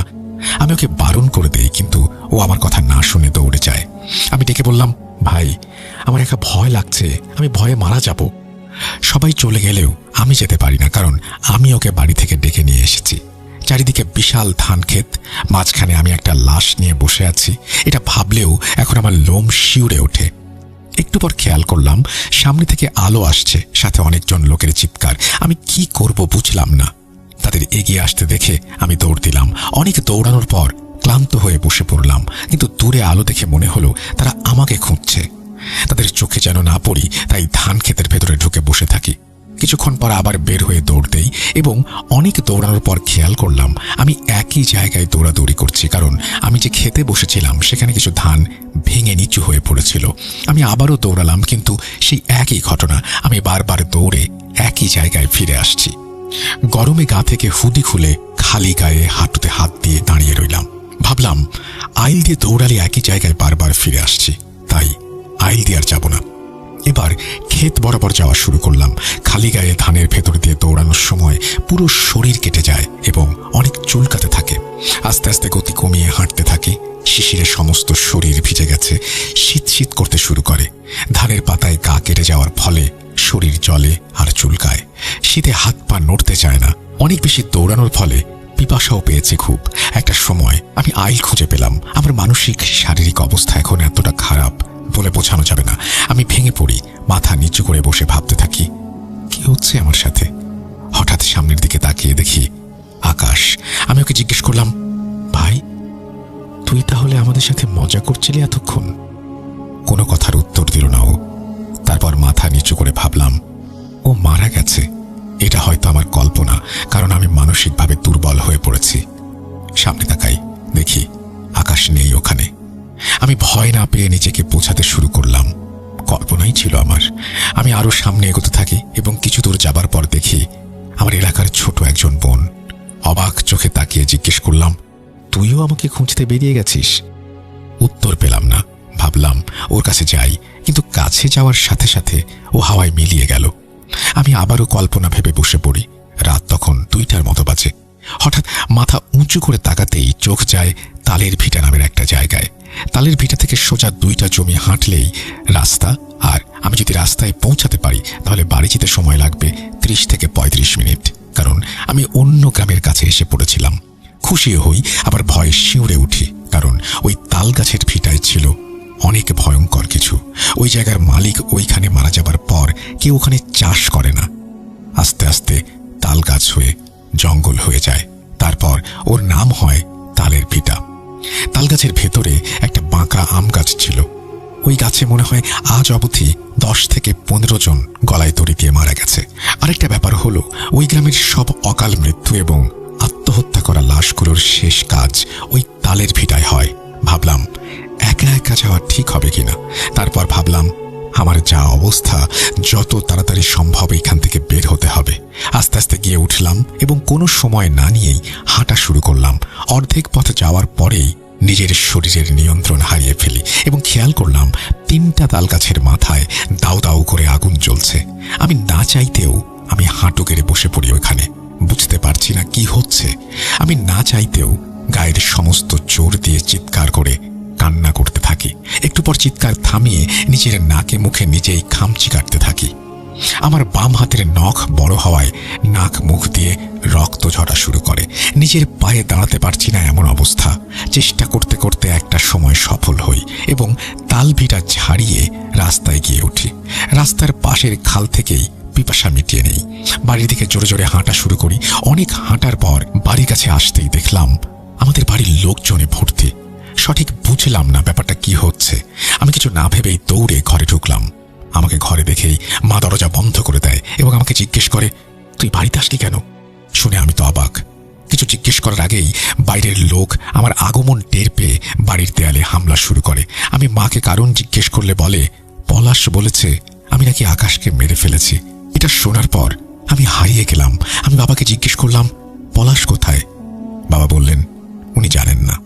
বাইরের কোলাহল বেড়েই চলেছে। আমি রাগে আলমারির নিচ থেকে বড় একটা দা বের করে ছুটে যাবার চেষ্টা করলাম এবং চিৎকার করে বললাম সবাইকে, মেরে ফেলবো, আমাকে আসতে দে। কিন্তু তখনই মা আমার সামনে বাধা হয়ে দাঁড়ায় এবং বলে, কি করছিস তুই? ওরা তোকে পেলে মেরে ফেলবে। আমি শুনতে চাইলাম না, কিন্তু বাবা মা জোর করে আটকায় আমাকে, কারণ আমি বাবা মার একমাত্র সন্তান। তখন রাত বাজে 4টা। ঘণ্টাখানেক পরে পুলিশ আসলো এবং আমাকে থানায় নিয়ে গেল। যেহেতু একজন সাক্ষী নিজের চোখে দেখেছে আমি নিজের হাতে আকাশকে হত্যা করেছি, তাই লাশটা পোস্টমর্টম করল না। আমার জীবন শেষ হতে চলেছে, কারণ সুব্রত তখন পলাতক আর আমার কোনো কথা কেউ বিশ্বাস করছে না। আমি কেন মারলাম তার কারণ না বলাতে আমাকে প্রতিদিন রিমান্ডে নেওয়া হতো। আমি যতক্ষণ নিস্তেজ না হতাম ততক্ষণ নানাভাবে আঘাত করা হতো। এইভাবে 6 দিন যাবার পর সুব্রতকে পুলিশ খুঁজে পেল এবং জিজ্ঞাসাবাদ করার পর তার কথার সাথে আমার কথার মিল পেয়ে লাশটা পোস্টমর্টম করার সিদ্ধান্ত নিল। কবর থেকে লাশ তুলে পোস্টমর্টম করার পর রিপোর্ট অনুযায়ী তার মরার কারণ হল ব্রেন স্ট্রোক। আমি আর সুব্রত ছাড়া পেলাম এবং পলাশের মিথ্যা সাক্ষীর কারণে অনেক টাকা জরিমানা করল আদালত। কিন্তু এখনো সমস্যা ঠিক হয়নি। আকাশ মরে গিয়েও আমার জন্য ভয়ঙ্কর রূপে জীবন্ত হয়ে উঠেছে। আমি তার ডাক শুনতে পাই মাঝে মাঝে ঘুমের ঘোরে। কাউকে কিছু বলি না। প্রথম কিন্তু একদিন রাতে আমি আমার রুমে একা শুয়েছিলাম, হঠাৎ অনুভব করতে পারি আমার পাশে কেউ শুয়ে আছে। এত বাজে গন্ধ আর শ্বাসকষ্ট হচ্ছিল আমার। আমি পাশে ঘুরতেই দেখি আকাশ আমার দিকে তাকিয়ে। আমি চিৎকার করলাম আর চিৎকার শুনে বাবা মা দরজার কাছে এসে আমাকে দরজা খুলতে বলে। আমি দরজা খুলতে যাব, তখনই আকাশ আমাকে আঘাত করা শুরু করে। আমি আকাশের হাত ধরে আটকানোর চেষ্টা করলে ও আমার হাতের আঙুল ভেঙে ফেলে। আমি ব্যথায় কাতরাচ্ছি। বাবা মা অনেক চেষ্টা করে ভেতরে আসতে পারছে না। হঠাৎ সব ঠান্ডা। আমি হামাগুড়ি দিয়ে দরজার কাছে যাওয়ার চেষ্টা করি, কিন্তু তখনই আকাশ বলে ওঠে, তুই আমার সাথে চল ভাই। তারপর কান্না শুরু করে। একটু পরে এসে আমার মাথায় আঘাত করে এবং আমি জ্ঞান হারিয়ে ফেলি। জ্ঞান ফিরতেই দেখি আমি হাসপাতালে এবং আমার পাশে বাবা মা সহ অনেক আত্মীয় স্বজন মন খারাপ করে দাঁড়িয়ে আছে। আমার দিকে সবাই তাকিয়ে আমি সব খুলে বললাম এবং সবাই সিদ্ধান্ত নিল আমাকে ইন্ডিয়াতে পাঠিয়ে দেবে। তারপর আমি ইন্ডিয়া যাই। সব স্বাভাবিক হয়ে যায়। 1.5 বছর পর দেশে ফিরে আসলে আবার সেই ঘটনা শুরু হয়। মানে ও আমার পিছু ছাড়েনি। ওঝা কবিরাজ দেখাতে দেখাতে বিরক্ত হয়ে যায়। তারপর বরাবরের মতো দেশ ছাড়ার সিদ্ধান্ত নেই। প্রথমে ভেবেছিলাম সিঙ্গাপুর যাব, এজন্য পাসপোর্ট জমা দেই। যে রাতে পাসপোর্ট জমা দিলাম ওই রাতে হঠাৎ করে আমার ঘুম ভেঙে যায় এবং খেয়াল করি সব অন্ধকার। ফোনটা হাতে নিয়ে বাথরুমে যাই, কিন্তু বাথরুম থেকে বের হতেই অনুভব করলাম আবার সেই বাজে গন্ধটা নাকে আসছে। আমি কিছু খারাপ হবার আগেই দরজার কাছে যাই এবং দরজা খুলতে যাব, তখনই বিকট কণ্ঠে শুনতে পেলাম, তুই এই জায়গা ছেড়ে কোথাও যাবি না। আমি দরজা খুলে অন্য রুমে চলে যাই এবং বাবা মাকে সব বলি। বাবা মা আমাকে নিয়ে একজন নামকরা কবিরাজের কাছে যান। উনি আমাকে দেখে সব বুঝতে পারেন কেন আমার এত শরীরের অবস্থা খারাপ। যে কেউ দেখলে বলবে আমার কঠিন কোনো রোগ হয়েছে। উনি একটা গোল বৃত্তের ভেতরে একটা তারার মতো আঁকা জায়গায় 5টা মোমবাতি জ্বালিয়ে আমার চোখে কালো কাপড় বেঁধে আকাশের আত্মাকে ডাকার চেষ্টা করেন, কিন্তু সফল হন না। তারপর আমার বাবা মাকে ডেকে বলেন ওই আত্মা বশে আনা সম্ভব না, তাই আমাকে যত তাড়াতাড়ি সম্ভব ওর নাগালের বাইরে পাঠিয়ে দিতে হবে এবং সেটা করতে হবে আগামী অমাবস্যা রাতের আগে, না হলে আমার বড় ক্ষতি হয়ে যাবে। অমাবস্যা হতে বাকি আর মাত্র 8 দিন। তাই বাবা মা আমাকে ভারতে পাঠানোর সিদ্ধান্ত নেন, কিন্তু বাবার একজন বন্ধু ছিল, উনি বললেন আমাকে লিবিয়া পাঠাতে, যাতে ইউরোপে গিয়ে জীবন সাজাতে পারি। প্রথমে রাজি না হলেও পরে আমার বাবা মা রাজি হলো। পাসপোর্ট জমা দেওয়ার পর আমার ভিসা আসলো। তারপর আমি এখানে চলে আসি। বিশ্বাস করেন, লিবিয়া এসেছি এত মাস হলো, এর মধ্যে 1 মিনিটের জন্য আমি হাসতে পারিনি। মনে হয় নরকে আছি। আসলে কেউ না আসলে বুঝবে না জায়গাটা কতটা ভয়ঙ্কর। আর কিছু বললাম না। লিসেনারদের কাছে ক্ষমা প্রার্থী যদি ঘটনাটি ভালো লাগে। আপনাদের অনেক ধন্যবাদ এতক্ষণ আমাকে শোনার জন্য। সবাইকে বিদায় জানিয়ে শেষ করছি আমার কাহিনী। রাসেল ভাইয়ের কাছে আমার অনুরোধ, আমার ইমেল এবং ফোন নাম্বার কারোর সাথে শেয়ার করবেন না। আমি আপনার ইমেল এবং ফোন নাম্বার কারোর সাথে শেয়ার করছি না। আশা করছি যে এই ঘটনাটি যারা শুনলেন তাদের ভালো লেগেছে। আর তিনি কত কষ্ট করে এই ঘটনাটি লিখছেন সেটা আমি অনুভব করতে পারছি, কারণ খুব অল্প সময়ের জন্যই তিনি ইন্টারনেট পান এবং সেই সময়ের মধ্যেই তিনি পরিবারের সাথে যোগাযোগ করেন, আমাদের শো ডাউনলোড করেন। আবার তারই মধ্যে কোনো একটা সময় হয়তো এই ইমেলটাও ওনাকে পাঠাতে হয়েছে। আপনি ভালো থাকবেন ভাই। আপনার জীবনের সমস্যাগুলো আল্লাহ তাআলা দূর করে দিন সেই প্রার্থনা করি। আমরা চলে যাব আমাদের পরবর্তী ঘটনায়।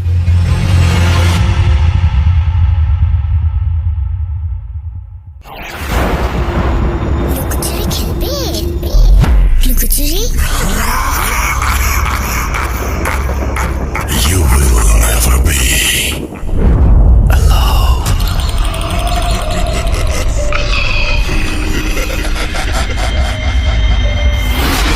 Food.com. The fear returns.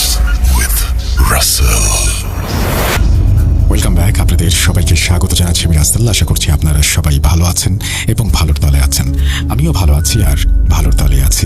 আমরা নতুন একটা ঘটনায় যাব এবং ইমেইলের পরে এবার সরাসরি চলে যাব অডিও ক্লিপে। আশা করছি প্রথম থেকে শেষ পর্যন্ত শুনবেন এবং ভালো লাগবে আপনাদের। চলুন শুরু করা যাক। আসসালামু আলাইকুম ডিয়ার লিসেনার্স, আশা করি আপনারা সকলেই ভালো আছেন এবং সুস্থ আছেন। আমি মোহাম্মদ সাবিত আলম বলছি ময়মনসিংহ বিভাগ থেকে। আজকে আমি যথারীতি আবারও আপনাদের সামনে ফিরে এসেছি নতুন একটি ঘটনা নিয়ে, যে ঘটনাটি আমাকে বলেছেন আসলাম নানা। আমি আসলাম নানার তৃতীয় ঘটনা আজকে আপনাদেরকে শোনাতে যাচ্ছি। আসলাম নানার কথা আমি আমার প্রথম ঘটনায় বলেছিলাম যে উনি বর্তমানে আর দুনিয়াতে নেই। এই বছরেই উনি এই দুনিয়া থেকে গত হয়েছেন। আপনাদের সকলের কাছে অনুরোধ থাকবে আপনারা আসলাম নানার রুহের মাগফিরাত কামনা করবেন। আমি দোয়া করি যেন উনি ভালো থাকেন। আসলাম নানার জীবদ্দশায় উনি আমাকে বেশ কিছু ঘটনা বলেছিলেন, যেগুলো আমি আসলে একে একে আপনাদের সাথে শেয়ার করতে চাই।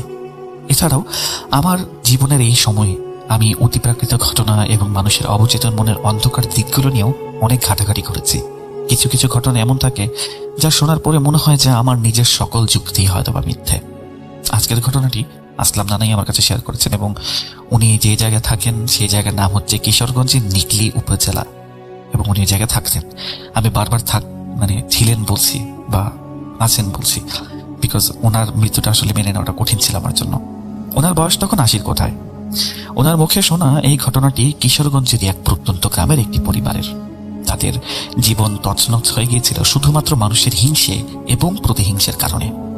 আসলাম নানার বলা এই ঘটনাটি আজ আমি আমার জবানিতে আপনাদের সামনে তুলে ধরছি। কিশোরগঞ্জের হাওর অঞ্চলের প্রকৃতি যেমন সুন্দর, ঠিক তেমনটাই রহস্যময় এবং নিস্তব্ধ। বর্ষায় থই থই পানি আর শুকনো মৌসুমে ধুধু প্রান্তর। ঘটনাটি যে সময়ের, তখন যোগাযোগ ব্যবস্থা আজকের মতো উন্নত ছিল না। গ্রামের নাম এবং নির্দিষ্ট লোকেশন আসলাম নানা আমাকে স্পষ্টভাবেই বলেছিলেন, কিন্তু পরিবারের সম্মানের কথা বিবেচনা করে আমি গ্রামের একদম ভেতরের পাড়াটির নাম উল্লেখ করছি না। তবে নিকলি উপজেলার শেষ সীমানার একটি গ্রাম, যেখানে একসময় বিশাল বড় একটা দিঘি ছিল। ঘটনার সূত্রপাত একটি সাধারণ গৃহস্থ পরিবারকে কেন্দ্র করে। পরিবারের কর্তা গত হয়েছেন বেশ কয়েক বছর আগেই। বাড়িতে থাকেন বয়স্ক মা, তার এক ছেলে এবং এক মেয়ে। মেয়েটির নাম সায়রা। সায়রা তখন বেশ বাড়ন্ত বয়সের কিশোরী, দেখতে যেমন মায়াবী তেমন শান্তশিষ্ট।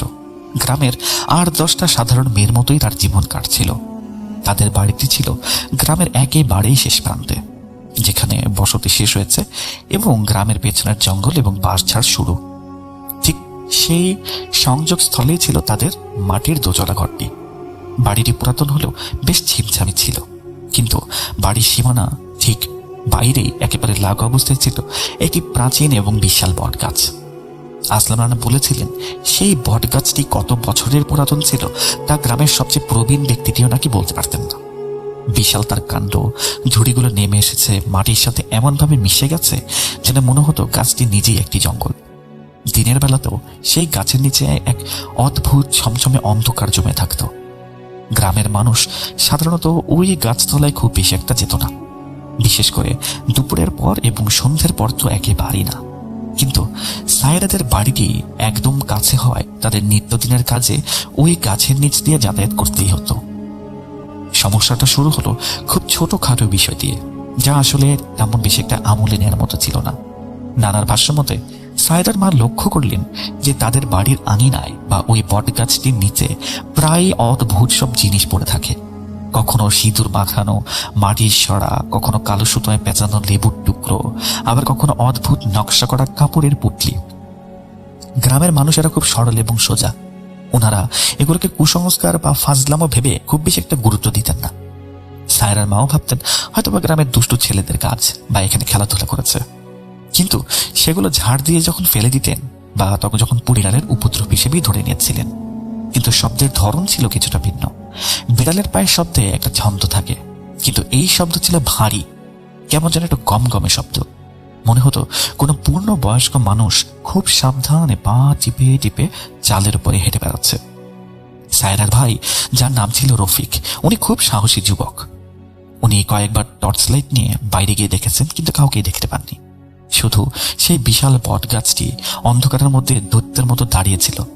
আর তার পাতাগুলো বাতাসের তালে তালে অদ্ভুতভাবে নড়ছে, শো শো শব্দ করছে, যেটা ছিল কোয়াইট নর্মাল। রফিক লক্ষ্য করলেন যখনই উনি টর্চ মারেন গাছের উপরের দিকে ডালগুলো খুব অস্বাভাবিকভাবে নড়তে থাকে, যেন কোনো ভারী কিছু খুব দ্রুত এক ডাল থেকে অন্য ডালে সরে যাচ্ছে। কিন্তু কোনো পাখি বা বানর তো এত রাতে এখানে এভাবে আসার কথা না। মেইন প্রবলেমটা শুরু হলো সায়রার আচরণের পরিবর্তনের মধ্যে দিয়ে। যে মেয়েটি ছিল একেবারে চনমনে হাসি খুশি, সে ধীরে ধীরে কেমন যেন গুমোট হয়ে যেতে লাগলো। সারাদিন ঘরের কোণে বসে থাকতো, কারোর সাথে কথা বলতো না। তার চোখের নিচে কালি পড়ে গেল, চেহারাটা কেমন যেন ফ্যাকাশে। সবচেয়ে ভয়ের ব্যাপার হলো সে একা বিড় বিড় করে কথা বলতো। কার সাথে কথা বলতো কেউ কিচ্ছু বুঝতে পারত না। ওনার মা একদিন চুপি চুপি শুনলেন সায়রা যেন আবার কার সাথে কথা বলছে। তিনি আড়াল থেকে উকি দিয়ে দেখলেন সায়রা জানালার শিক ধরে বাইরে তাকিয়ে আছে এবং ফিস ফিস করে বলছে, আমি কিন্তু যাব না, তোমরা চলে যাও, কেন আমাকে ডাকছো? মা ঘরে ঢুকে জিজ্ঞেস করলেন, কিরে মা, তুই কার সাথে কথা বলছিস? সায়রা চমকে উঠে বলল, আরে মা, তুমি দেখতে পাচ্ছ না, ওই যে গাছের নিচে কালো বোরখা পরা মহিলাটি দাঁড়িয়ে আছে। মা, সে আমাকে ডাকছে, তার কোলে একটা পুতুল। মা দ্রুত জানালায় গিয়ে দেখলেন বাইরে শুধু জমাট অন্ধকার, কোথাও কেউ নেই। কিন্তু সায়রার চোখের দৃষ্টি ছিল এতই নিশ্চিত যে মায়ের বুকের ভেতরটা যেন কেঁপে উঠল। এই ঘটনার পর থেকে সায়রার অবস্থা দ্রুত খারাপ হতে স্টার্ট করলো। সে খাওয়া দাওয়া প্রায় ছেড়েই দিল, রাতে ঘুমোতেই পারত না। বলতো তার বুকের উপরে যেন কেউ বসে থাকে, নিঃশ্বাস নিতে কষ্ট হয়। মাঝরাতে হঠাৎ করে চিৎকার করে উঠে বসে পড়তো সে। তার চিৎকার ছিল হাড় হিম করার মতো, মনে হতো যেন কেউ জ্যান্ত তাকে ছিঁড়ে খাচ্ছে। পরিবারের লোকজন ছুটে এলে সে হিস হিস করে বলতো, ওরা আসছে, ওরা আমাকে নিয়ে যাবে। আসলাম নানা আমাকে বলেছিলেন, সায়রাটা তো সুবিধের মনে হচ্ছে না, এই বাড়িতে খুব কড়া বান মারা হয়েছে, আর এই বানের উৎস হচ্ছে ওই বট গাছ। ইমাম সাহেবের কথায় রফিক এবং তার কয়েকজন বন্ধু মিলে পরদিন সকালে সেই বট গাছ তন্ন তন্ন করে খুঁজতে শুরু করলেন। গাছের গোড়ায়, খোড়লে, ডালে কোথাও কিচ্ছু পাওয়া গেল না। অনেক খোঁজাখুঁজির পরে গাছের অনেক উঁচুতে, যেখানে সাধারণত মানুষের ওঠা প্রায় অসম্ভব, সেখানে একটি ডালের ভাগে তারা অদ্ভুত একটি জিনিস দেখতে পেলেন। লম্বা বাঁশ দিয়ে অনেক কসরত করে সেই জিনিসটি নামানো হলো। সেটি ছিল একটি কাপড়ের তৈরি পুতুল, কালো রঙের কাপড় দিয়ে বানানো। তার গায়ে লাল সুতো এবং অদ্ভুত সব আঁকি বুকি। পুতুলটির বুকে এবং মাথায় বড় বড় মরিচা ধরা পেরেক গাঁথা ছিল, আর পুতুলের গলার কাছে প্যাঁচানো ছিল এক গুচ্ছ চুল। চুলগুলো যে সায়রার তা বুঝতে মায়ের বাকি রইল না, কারণ কিছুদিন আগেই সায়রার চিরুনি থেকে অনেকগুলো চুল উধাও হয়ে গিয়েছিল। আর সায়রার চুল ছিল কিছুটা কার্লি, এবং ওই চুলগুলো ছিল কার্লি। এই পুতুলটি পাওয়ার পর বাড়ির আতঙ্ক যেন আরো বেড়ে গেল। সায়রা পুতুলটি দেখে উন্মাদের মতো আচরণ শুরু করলো। সে ছটফট করতে লাগলো যেন ওই পেরেকগুলো তার নিজের শরীরে গাঁথা হচ্ছে। তাকে শান্ত করার জন্য রশি দিয়ে বেঁধে রাখা হতো, কিন্তু অবাক করার বিষয় হলো সায়রা সে মোটা পাটের রশিটা এক ধাক্কাতেই ছিঁড়ে ফেলত। ওর গায়ে যেন তখন 10 জন পুরুষের মতো শক্তি। শেষমেশ বাধ্য হয়ে তার পায়ের লোহার বেড়ি পড়ানো হলো, যাকে আমরা শিকল বলি। এটা কোনো মায়ের জন্য যে কতটা যন্ত্রণাদায়ক দৃশ্য তা আসলে বলে বোঝানো যাবে না।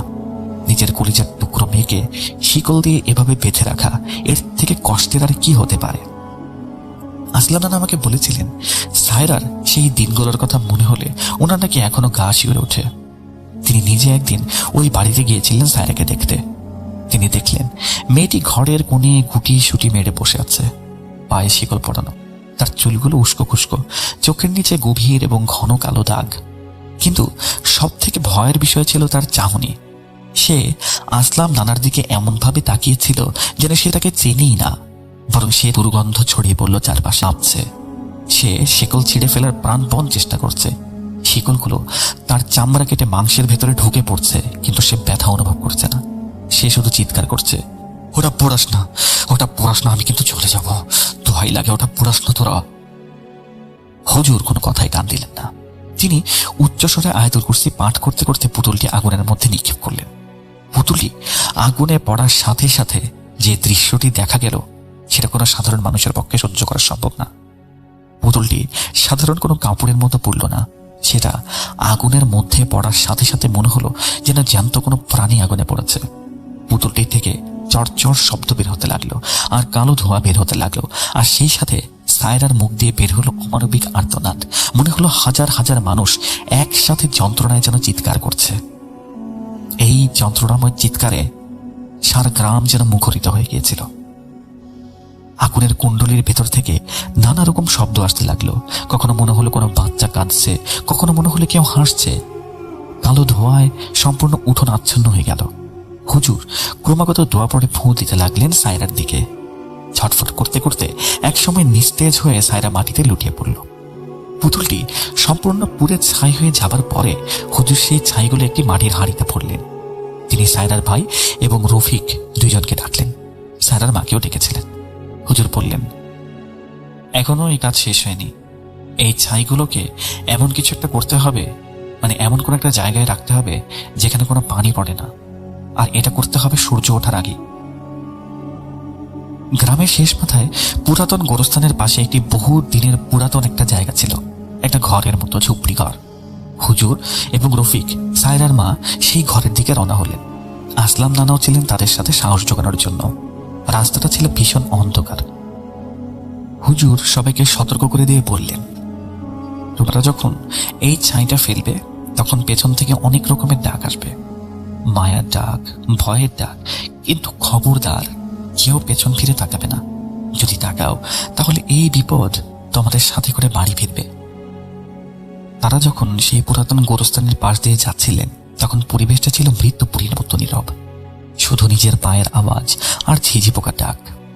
সেই কুড়ে ঘরের কাছে পৌঁছতেই হুজুর দোয়া পড়ে হাঁড়ির ছাইগুলো অন্ধকারের গহ্বরে ছুঁড়ে মেরে দিলেন। ছাইগুলো ভেতরে চলে ফেলার সাথে সাথে ঘরের ভেতর থেকে অদ্ভুত গুমোট একটা শব্দ বেরিয়ে এলো। মনে হলো মাটির নিচ থেকে কেউ দীর্ঘশ্বাস ফেলল। হুজুর ইশারা করলেন দ্রুত ফেরার জন্য। ওনারা যখন ফিরতি পথ ধরলেন ঠিক তখনই ঘটল সেই চরম পরীক্ষার মুহূর্তটি। 3 বেলা এই পানিটা মেয়েকে খাওয়াবেন, এবং যখনই খাওয়াবেন প্রতিবার 3 ঢোক করে খাওয়াবেন। 3 ঢোকের কমও না, 3 ঢোকের বেশিও না। ইনশাল্লাহ সব ঠিক হয়ে যাবে, আর আলহামদুলিল্লাহ বিপদ হয়তো বা কেটে গেছে, বাকি আল্লাহ মালুম। পরদিন সকালে সায়রার ঘুম ভাঙল। সে আগের কিছুই মনে করতে পারল না। সে শুধু বলল তার শরীরটা নাকি খুব হালকা লাগছে, যেন অনেক দিনের ভারী কোনো বোঝা তার বুক থেকে নেমে গেছে। ওর পায়ের শিকল খুলে দেওয়া হলো। সায়রা আবার ধীরে ধীরে স্বাভাবিক জীবনে ফিরে এলো। কিন্তু ঘটনার শেষ এখানেই নয়। আসলাম চাচা বলেছিলেন, পাপ আসলে কখনোই চাপা থাকে না, আর ব্ল্যাক ম্যাজিক বা বান মারার একটা অলিখিত নিয়ম আছে। যদি সেটা উল্টে যায় বা কাটানো হয় তবে যে এটা করেছে তার উপর বা তার পরিবারের উপরে সেই আঘাত ফিরে যায় 3-4 গুণ শক্তিতে। একে বলা হয়ে থাকে অনেকটা সায়েন্টিফিক ভাষায় রিভার্স ইফেক্ট। সায়রা সুস্থ হওয়ার ঠিক 3 দিন পরের ঘটনা। সায়রাদের বাড়ি থেকে বেশ কিছুটা দূরে তাদের এক দূর সম্পর্কের আত্মীয়র বাড়িতে ভয়াবহ অগ্নিকাণ্ড ঘটে।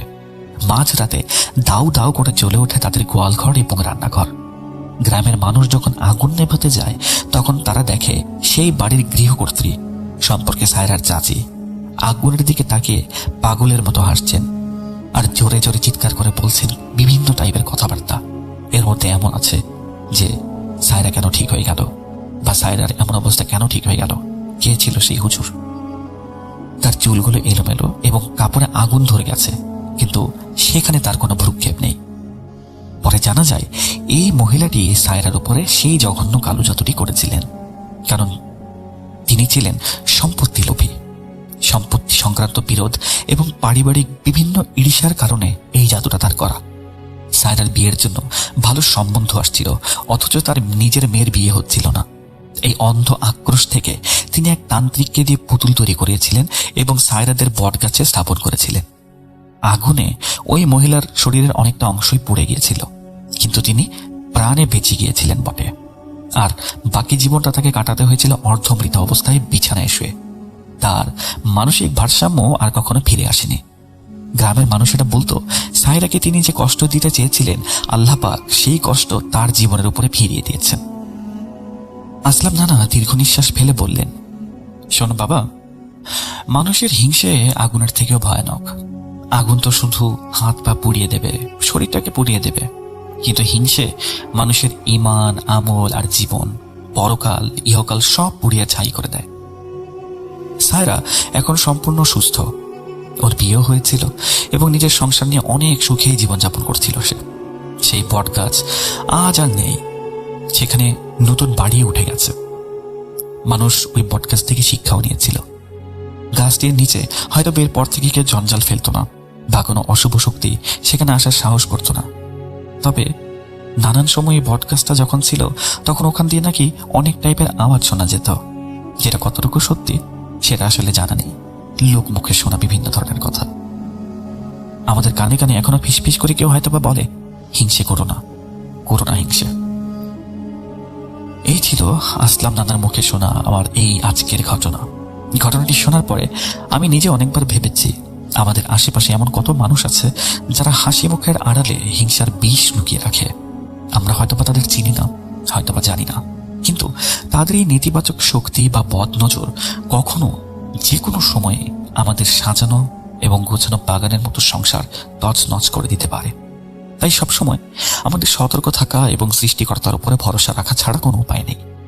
আশা করি আসলাম নানার এই ঘটনাটি আপনাদেরকে এই জিনিসটা একটু হলেও ভাবিয়ে তুলবে। প্রিয় লিসেনার্স, এই ছিল আপনাদের জন্য আজকের ঘটনা। যদি ভালো লেগে থাকে আপনাদের সকলকে অসংখ্য ধন্যবাদ। আর ভালো না লাগলে বরাবরের মতো আমি যেটা বলি, আমি আপনাদেরকে আজও সেটাই বলবো। আপনারা আমাকে জানাতে পারেন আমি কিভাবে আরেকটু বেটার ঘটনা আপনাদের জন্য নিয়ে আসতে পারি, বা আপনারা কি টাইপের ঘটনাগুলো চান। আমাকে যদি আপনারা সাজেশন দেন, আমি সেই অনুযায়ী ঘটনা কালেক্ট করার চেষ্টা করবো আপনাদের কাছ থেকে, এবং সেটা আবার আপনাদের কাছে আমি পৌঁছে দেব। আমি মোহাম্মদ সাবিত আলম আজ বিদায় নিচ্ছি। সকলে ভালো থাকবেন, সুস্থ থাকবেন, ভূত.com শুনতে থাকবেন, সাবধানে থাকবেন। আল্লাহ হাফেজ।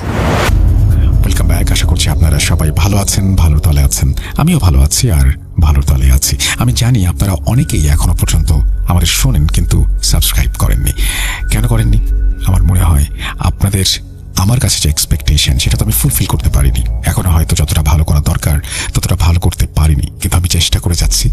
যদি পারি সাবস্ক্রাইব করে ফেলবেন, বেল আইকনটি ক্লিক করতে ভুলবেন না। আমাদের ইমেল অ্যাড্রেস russell.booth.com@gmail.com। আপনার নাম, ঠিকানা এবং ফোন নাম্বার সহ আপনার জীবনে ঘটে যাওয়া বা আপনার জানা সেরা ঘটনা পাঠিয়ে দিন আমার কাছে।